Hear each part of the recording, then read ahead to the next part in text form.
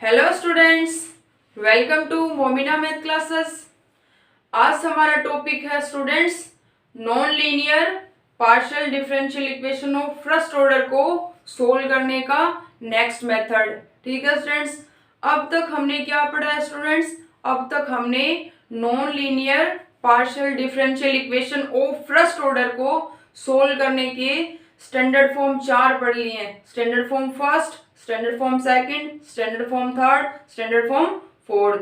ठीक है स्टूडेंट्स, आज हमारा नेक्स्ट 4 पिट मेथड है students non linear partial differential equation को सोल्व करने का। ठीक है स्टूडेंट्स, 4 पिट मेथड इक्वेशंस में कब यूज किया जाता है स्टूडेंट्स? जब कोई भी नॉन लीनियर या लीनियर, जब कोई भी non linear partial differential equation चारों स्टैंडर्ड फॉर्म में फिट ना बैठती हो या उनके द्वारा सोल्व ना होती हो, तब किसका यूज करते हैं स्टूडेंट्स हम? तब एक विशेष मेथड जिसका नाम क्या है स्टूडेंट्स? 4 पिट मेथड है, उसका यूज करते हैं। ठीक है स्टूडेंट्स, तो आज हमारा टॉपिक क्या है स्टूडेंट्स? आज हमारा टॉपिक है non linear partial differential equation of first order को सोल्व करने का 4 पिट मेथड है। 4 पिट मेथड। ठीक है स्टूडेंट्स, आज हमारा ये वाला मेथड है 4 पिट मेथड। ठीक है स्टूडेंट्स, मैंने आपको लीनियर और नॉन लीनियर के बारे में बार बार बताया है। ठीक है स्टूडेंट्स, लीनियर इक्वेशन P और Q में क्या हो स्टूडेंट्स? ओनली फर्स्ट ऑर्डर हो, मतलब प्रथम घात का समीकरण, तो वो क्या कहलाता है स्टूडेंट्स? लीनियर इक्वेशन कहलाता है। और लीनियर इक्वेशन हमने फर्स्ट चैप्टर में सोल्व किए थे स्टूडेंट्स। उनके सहायक समीकरण, उनकी एक्सिलरी इक्वेशन क्या बनती है स्टूडेंट्स? उनकी auxiliary P plus Q equal to R, जहां स्मॉल p इक्वल टू होता है student del z upon del x, small q होता है del z upon del y। Partial derivative होते हैं स्टूडेंट्स ये वाले, इसको लाग्रांज समीकरण भी बोलते हैं। ये क्या है स्टूडेंट्स? ये है लीनियर पार्शियल डिफरेंशियल इक्वेशन का सहायक समीकरण, जो हमने क्या है फर्स्ट चैप्टर में बार बार पढ़ा है इसको। आज क्या है स्टूडेंट्स? आज हमारा non linear partial differential equation जो है उसका सहायक समीकरण हमारे काम में आएगा। ठीक है स्टूडेंट्स, इस इक्वेशन का यूज करते थे तब हमारे पास क्या है स्टूडेंट्स? एक्सिलरी इक्वेशन, सहायक समीकरण जो बनती थी उसमें 3 खंड होते थे स्टूडेंट्स। कौन से? dx, dy और dz। और ये तीनों अपने आप में क्या थे स्टूडेंट्स? इक्वेशन थे। किन्हीं भी दो का यूज करके हम किसका मान ज्ञात करते थे स्टूडेंट्स? x और y में इक्वेशन सोल्व करते थे ये वाली। ठीक है स्टूडेंट्स, आज हमारी 4 पिट मेथड की सहायक समीकरण है सेम इसी तरह। उसमें कितने खंड होंगे स्टूडेंट्स? उसमें 5 खंड होंगे और उनमें से किन्हीं दो का यूज करके हमें स्मॉल p और स्मॉल q का मान ज्ञात करना है। ठीक है स्टूडेंट्स, तो आज हमारा 4 पिट मेथड पढ़ने से पहले क्या पढ़ेंगे स्टूडेंट्स? 4 पिट मेथड का वर्किंग रूल या वर्किंग प्रोसीजर या मेथड पढ़ते हैं सबसे पहले।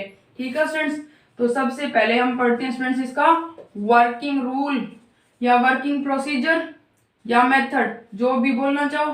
ठीक है स्टूडेंट, तो फर्स्ट स्टेप है स्टूडेंट्स, मतलब जो non linear partial differential equation हमें दी गई है उसको सबसे पहले फंक्शन के रूप में लिखेंगे, मतलब उसको इस फॉर्म में लिखेंगे x y z p q equal to 0। मतलब इक्वल में क्या लिखेंगे स्टूडेंट्स? उसके 0 लिखेंगे। ठीक है स्टूडेंट्स, नॉन लीनियर में क्या हो सकता है स्टूडेंट? नॉन लीनियर में p q z प्रथम घात के अलावा इनकी कितनी भी घात हो सकती है, इनका कितना भी ऑर्डर हो सकता है। ठीक है स्टूडेंट्स, सबसे पहले क्या करना है? इक्वेशन नंबर फर्स्ट मान लेंगे इसको। जो non linear partial differential equation हमें दी गई है उसको फंक्शन के रूप में लिखकर इक्वल टू 0 लिखेंगे। ठीक है स्टूडेंट्स, इस फॉर्म में लिखेंगे उसको, यहाँ पर x y z ये डिपेंडेंट और ये इंडिपेंडेंट वेरिएबल है, z फंक्शन होता है x y का, p और q क्या होते हैं स्टूडेंट्स? पार्शियल डेरिवेटिव होते हैं x और y के रिस्पेक्ट z के। ठीक है स्टूडेंट, सबसे पहले इस फॉर्म में लिखेंगे।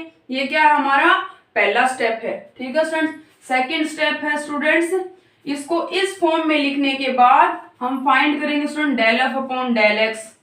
Del f upon del y, del f upon del z, ठीक है students, del f upon del p, del f upon del q. कितने हैं स्टूडेंट्स इसमें वेरिएबल इस फंक्शन में? 5 है, एक्स वाई जेड पी और क्यू। तो 5 क्या फाइंड करेंगे स्टूडेंट्स? पार्शियल डेरिवेटिव फाइंड करेंगे, ठीक है students. Partial differential coefficient find करेंगे 5, del f upon del x, del f upon del y, del f upon del z, del f upon del p और del f upon del q, ठीक है students. ये second procedure हो गया हमारा। आगे वाला थर्ड है स्टूडेंट्स। थर्ड क्या है? इन पांचों पार्शियल डेरिवेटिव के आधार पर हम क्या बनाएंगे? समीकरण नंबर 1 का एक्सिलरी इक्वेशन बनाएंगे, ठीक है स्टूडेंट्स। इसका सहायक समीकरण क्या होगा स्टूडेंट्स? हमारे पास गौर से याद रखनी है, मोस्ट इंपॉर्टेंट है, एग्जाम में भी बार बार पूछी जाती है स्टूडेंट्स। क्या है इसका सहायक समीकरण? डी एक्स अपॉन माइनस का del f upon del p, ठीक है student, equal to d y upon minus का del f upon del q, ठीक है student, equal to d z upon minus का p del f upon del p, ठीक है students. फिर minus का q del f upon del q, ठीक है students, equal to d x d y d z, फिर डी पी, डी पी के नीचे आएगा स्टूडेंट्स पी क्या होता है?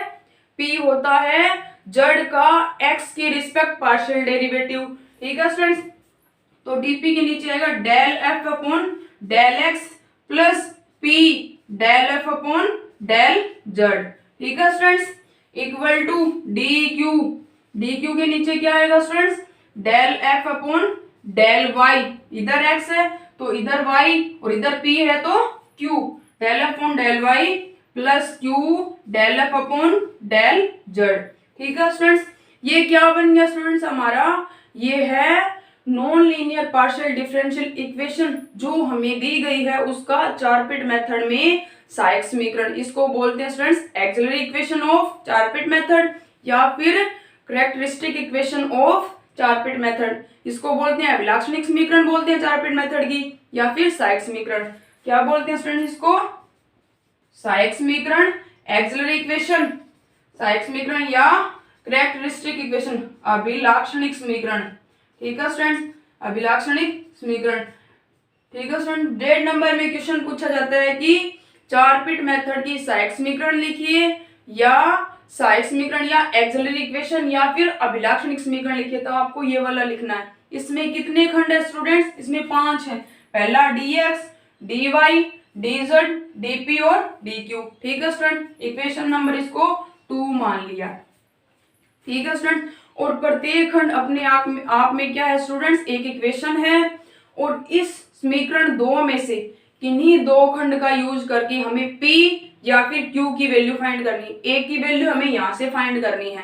किन्हीं भी 2 का यूज करके जो आपको सिंपल लगे वो 2 खंड आप यहाँ से उठा सकते हो, ठीक है स्टूडेंट्स। क्या करना है? समीकरण 2 में थर्ड स्टेप हमारा सबसे पहले सहायक समीकरण लिखनी है। सहायक समीकरण लिखने के बाद समीकरण 2 से किन्हीं भी 2 खंड का यूज करके या तो स्मॉल p या स्मॉल q की वैल्यू फाइंड करनी है, ठीक है स्टूडेंट्स। फिर क्या करना है स्टूडेंट्स? यहाँ से स्मॉल p और स्मॉल q का मान आ जाएगा, वो मान कहाँ रखना है?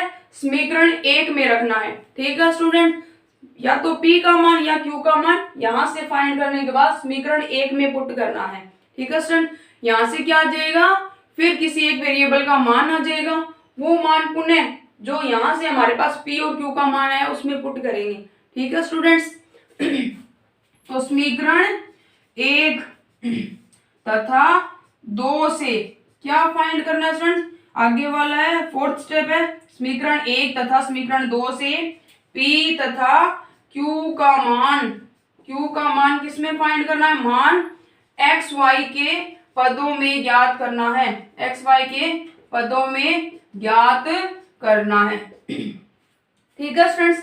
समीकरण 2 और 1 का यूज करके स्मॉल p स्मॉल q का मान x और y की टर्म में ज्ञात करना है, ठीक है स्टूडेंट्स।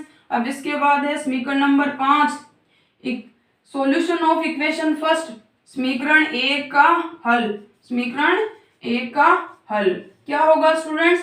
वो d z equal to p d x plus q dy। ठीक है स्टूडेंट्स, स्मॉल p और स्मॉल q का मान हमारे पास आ जाएगा एक्स वाई के टर्म में, वो मान इक्वेशन नंबर 3 मान लिए इसमें पुट करेंगे तो स्टूडेंट्स इनका क्या हो जाएगा, इनका इजीली इंटीग्रेशन हो जाएगा। और इंटीग्रेशन आने के बाद क्या आ जाएगा स्टूडेंट्स, समीकरण 1 का कंप्लीट इंटीग्रल सॉल्यूशन आ जाएगा, जो क्या होगा स्टूडेंट्स, जो समीकरण 1 का हल होगा। ठीक है स्टूडेंट्स, जनरल सॉल्यूशन और सिंगुलर सॉल्यूशन फाइंड नहीं करना है, चाहे कुछ भी दे रखा हो, ओनली क्या फाइंड करना है, कंप्लीट इंटीग्रल सॉल्यूशन फाइंड करना है। क्योंकि एग्जाम में क्वेश्चन ओनली इतना दिया होता है कि स्टूडेंट सोल्व कीजिए, तो आपको ओनली क्या फाइंड करना है स्टूडेंट्स, उसका क्या फाइंड करना है, कंप्लीट इंटीग्रल सॉल्यूशन फाइंड करना है, ना जनरल सॉल्यूशन फाइंड करना है और ना ही सिंगुलर सॉल्यूशन फाइंड करना है। ओनली हमने क्या पढ़ा है students, non linear partial differential equation को सोल्व करने का स्टैंडर्ड फॉर्म 3rd पढ़ा था, उधर हमें क्या फाइंड करना पड़ता है, सिंगुलर सॉल्यूशन फाइंड करना पड़ता है। इनके अलावा 4 हमने क्या पढ़े, स्टैंडर्ड फॉर्म 3rd को छोड़कर 3 और जो स्टैंडर्ड फॉर्म हमारे पास है उनका ओनली कंप्लीट इंटीग्रल सॉल्यूशन आता है। ठीक है स्टूडेंट्स, और लास्ट क्या है हमारा, 4 पिट मेथड। 4 पिट मेथड में भी क्या करना है, only complete integral solution find करना है। ठीक है स्टूडेंट्स, क्या करना है स्टूडेंट्स, समीकरण 3 का क्या करना है, समाकलन समीकरण 1 का करने पर समीकरण 1 का कंप्लीट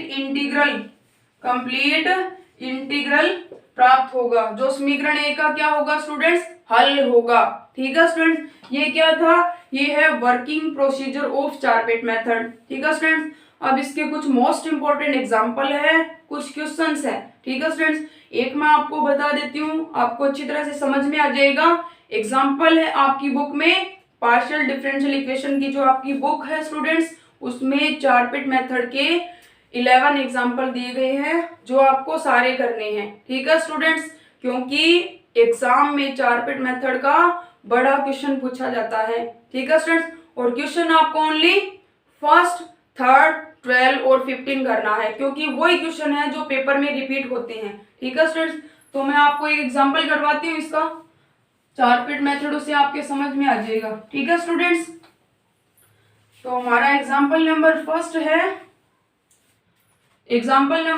स्टूडेंट्स, हमारा एग्जांपल नंबर फर्स्ट है, सोल्व कीजिए, सोल्व करना है स्टूडेंट, सोल्व करना है। इक्वेशन दी गई है स्टूडेंट्स हमें px plus q y, equation दे रखी है px plus q y equal to pq, ये वाला इक्वेशन दिया गया है स्टूडेंट्स। इसको क्या करना है, सोल्व करना है 4 पिट मेथड के आधार पर। ठीक है स्टूडेंट्स, तो सोल्व करने के बाद क्या आएगा, हमारा सॉल्यूशन आ जाएगा।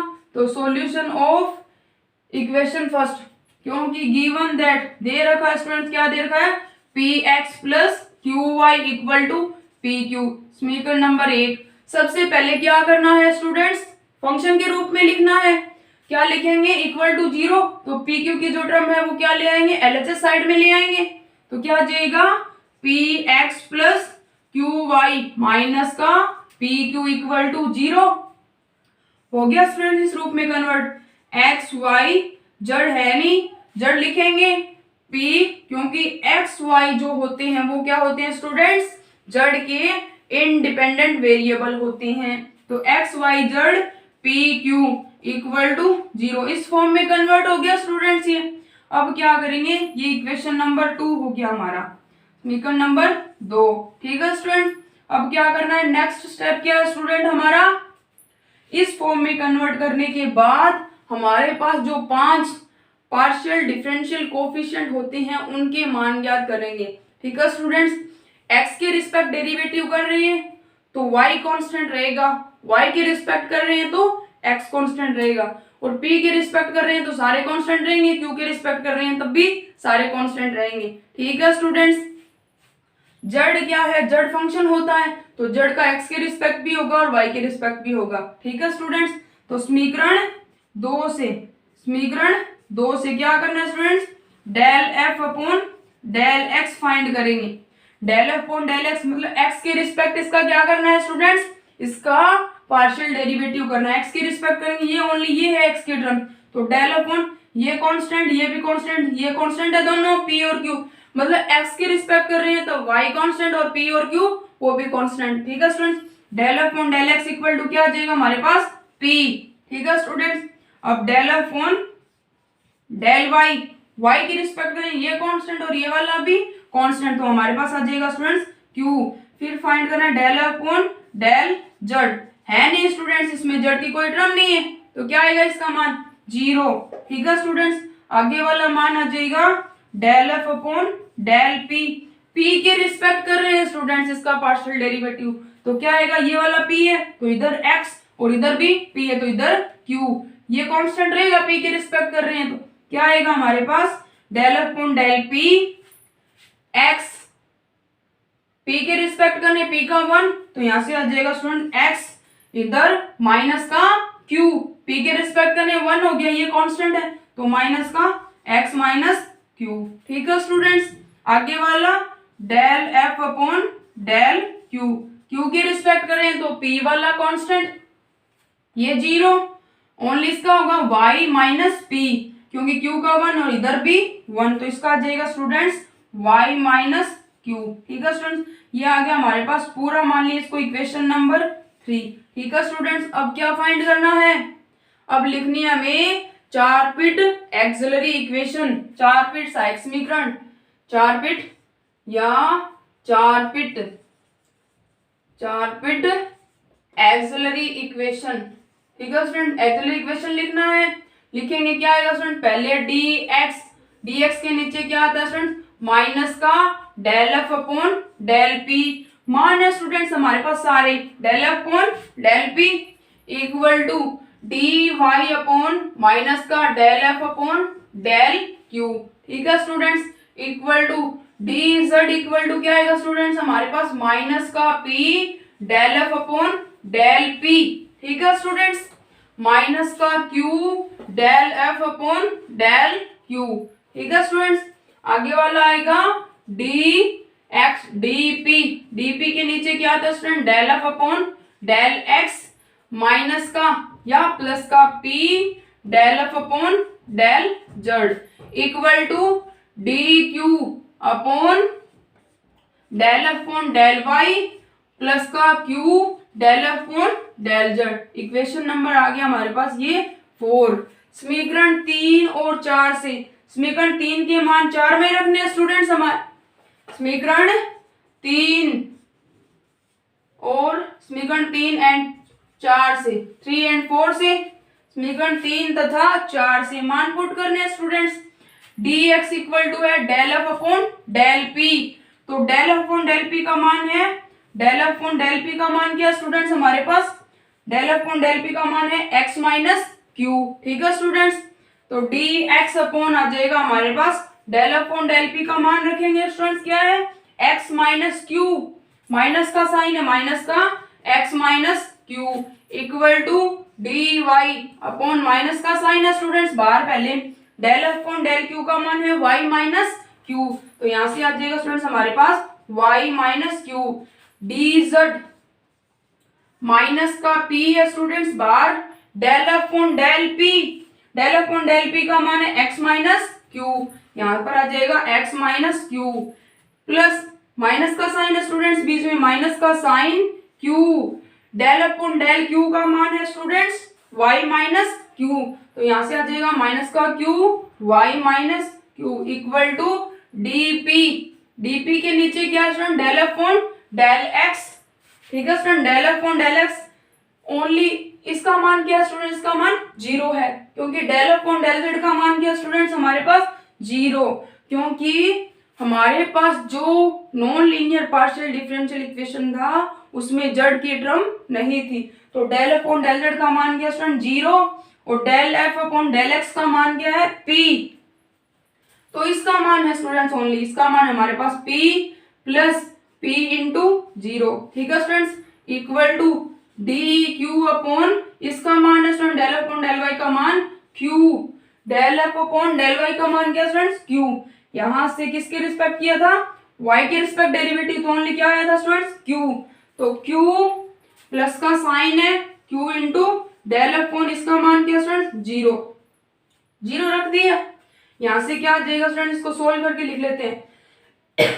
डी एक्स अपॉन माइनस का साइन अंदर ले लिया तो q minus x equal to d y upon minus का साइन अंदर ले लिया स्टूडेंट्स, क्या आ जाएगा क्यू माइनस ये क्या आ गया students x minus p, x minus q del upon del p का मान, और ये स्टूडेंट्स वाई माइनस क्यू।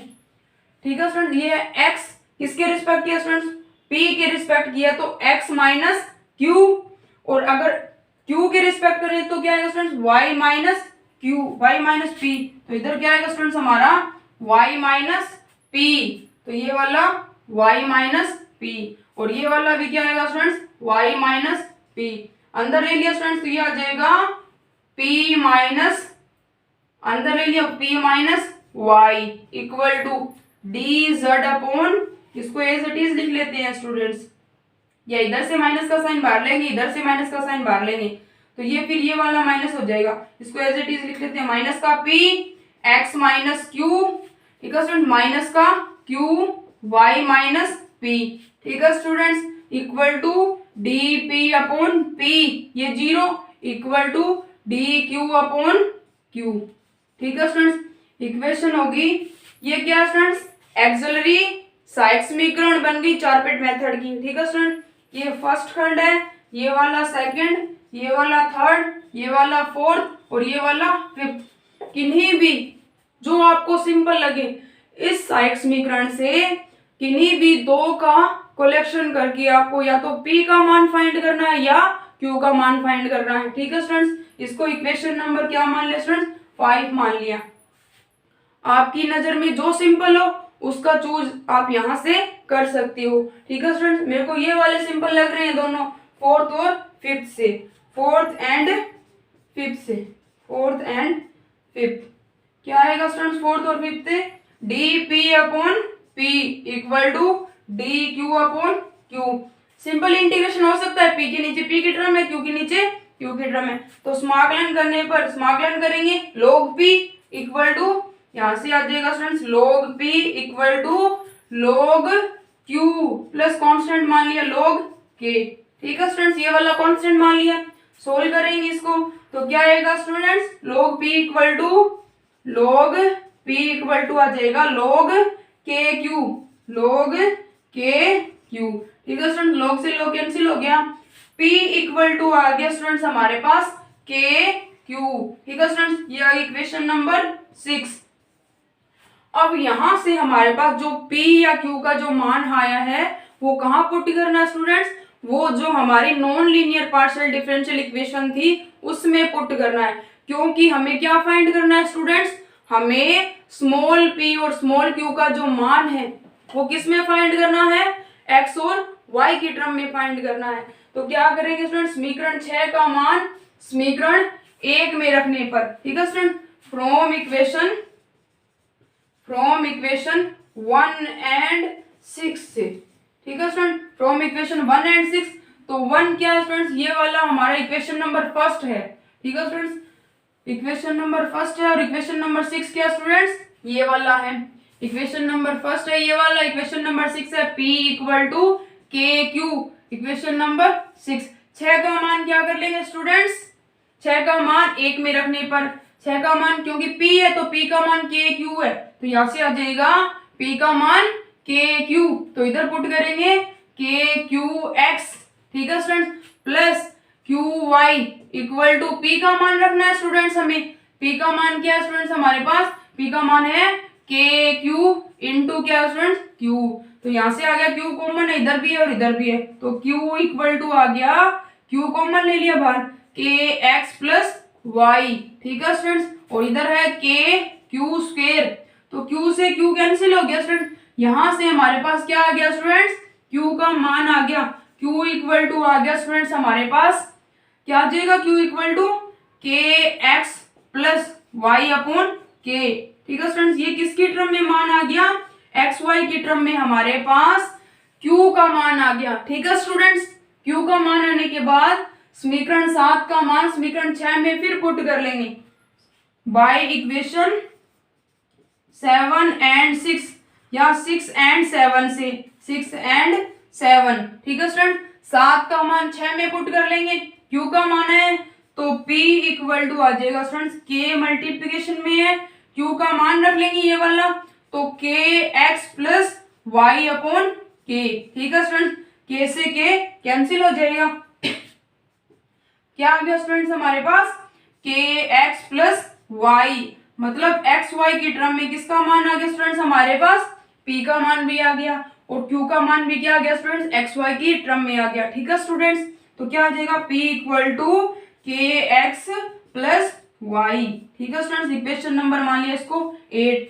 क्या करना है स्टूडेंट्स, जो एक्सिलरी इक्वेशन हमारे पास थी उनमें से किन्हीं भी दो खंड का यूज करके या तो स्मॉल p या स्मॉल q का मान फाइंड करना है, ठीक है स्टूडेंट। यहां से ज्ञात करने के बाद जो मान हमारे पास आएगा वो किस में पुट करना है, समीकरण नंबर 1 में पुट करना है। समीकरण 1 में पुट करेंगे तो हमारे पास क्या आ जाएगा स्टूडेंट्स, स्मॉल p या स्मॉल q का मान xy की टर्म में आ जाएगा, ठीक है स्टूडेंट्स। फिर वो कहाँ पुट करना है, ठीक है स्टूडेंट्स, वो मान पुट करना है जो हम क्या मानेंगे, हल मानते हैं समीकरण नंबर 1 का। समीकरण 1 का सॉल्यूशन ऑफ इक्वेशन फर्स्ट क्या होता है student, dz equal to p dx plus q dy। Small p और स्मॉल q का मान हमारे पास xy की टर्म में है तो इनका क्या हो सकता है स्टूडेंट्स, इजीली इंटीग्रेशन हो सकता है इनका। तो dz इक्वल टू क्या आ जाएगा स्टूडेंट्स, p का मान है हमारे पास kx plus y, p equal to है स्टूडेंट्स kx प्लस y, ठीक है स्टूडेंट्स, प्लस q का मान है स्टूडेंट्स हमारे पास, q का मान है kx plus y upon k, क्या है students kx plus y upon k into dy, ये वाला मान है।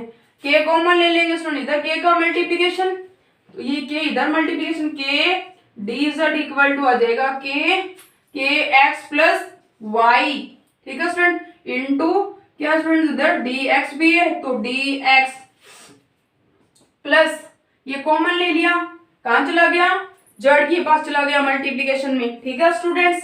इधर बच गया kx plus y into dy, ठीक है स्टूडेंट्स। अब क्या करना है, ये वाले टर्म इंटीग्रेशन करना है, दोनों में कॉमन है बाहर निकाल लेंगे तो क्या आ जाएगा kx प्लस y, क्या ले लिया स्टूडेंट्स बाहर ले लिया, अंदर बच गया k dx प्लस dy, ठीक है स्टूडेंट। क्या करने पर, अब इसका समाकलन करने पर, इंटीग्रेशन बाय इंटीग्रेशन करेंगे स्टूडेंट्स इसका तो क्या आ जाएगा, इंटीग्रेशन का साइन लग जाएगा, ठीक है स्टूडेंट। इंटीग्रेशन के बाहर निकाल लेंगे, कांस्टेंट है dz equal to kx plus y, ठीक है स्टूडेंट्स। इंटीग्रेशन करना है, समाकलन करेंगे स्टूडेंट्स तो इसका क्या dx है, ये क्या रहेगा बाहर रहेगा, ओनली kx प्लस y, क्या आ जाएगा स्टूडेंट्स इसका हो जाएगा kx प्लस y का y, ठीक है स्टूडेंट। तो यहां से आ गया हमारे पास kz equal to kx plus y plus constant value कोई भी मान ले स्टूडेंट c, तो हमारे पास आ गया स्टूडेंट kx प्लस y की होल स्क्वायर, ठीक है स्टूडेंट, ये वाला मान आ गया स्टूडेंट्स हमारे पास। या फिर क्या कर सकते हैं स्टूडेंट्स इसका, ये देखो स्टूडेंट क्या है k dx, इसका इंटीग्रेशन ऐसे भी हो सकता है स्टूडेंट्स, क्या है इधर k dx इसका हो गया kz equal to kx plus y है तो हमारे पास इधर भी k dx प्लस dy है, तो सीधा इंटीग्रेशन हो सकता है, बाहर नहीं निकाल सकते स्टूडेंट्स इसको। क्यों नहीं निकाल सकते, क्योंकि इसमें x और y है और हमें x और y के रिस्पेक्ट इसका क्या करना है स्टूडेंट्स, पार्शियल डेरिवेटिव करना है, तो इसको वेरिएबल मान लेंगे, इसके इक्वल में t पुट कर लेंगे, kx प्लस क्या आ जाएगा kx plus y equal to t, तो k dx plus dy equal to क्या आ जाएगा स्टूडेंट dt, तो क्या बन गया स्टूडेंट्स हमारे पास ये t dt और इसका हो जाएगा student t square by 2 plus constant value c, ठीक है स्टूडेंट्स। यहां से आ गया kz इक्वल टू t का मान पुट कर लेंगे, क्या स्टूडेंट kx प्लस y की whole square by 2 plus constant value c, ये क्या आ गया स्टूडेंट्स हमारे पास, ये आ गया complete integral solution of equation first, ठीक है स्टूडेंट्स। तो जो 4 पिट मेथड से क्वेश्चंस हमें non linear partial differential equation जो दी गई है उसको सोल्व करना है, तो हमें क्या दोहराना है स्टूडेंट्स, यही प्रोसीजर दोहराना है। ओनली क्या फाइंड करना है, only complete integral solution find करना है, ना जनरल सॉल्यूशन फाइंड करना है, ना सिंगुलर सॉल्यूशन फाइंड करना है। ठीक है स्टूडेंट, यहीं तक करके छोड़ देना है। क्या गया स्टूडेंट्स, ये complete integral solution of equation first. ठीक है स्टूडेंट्स, थैंक यू।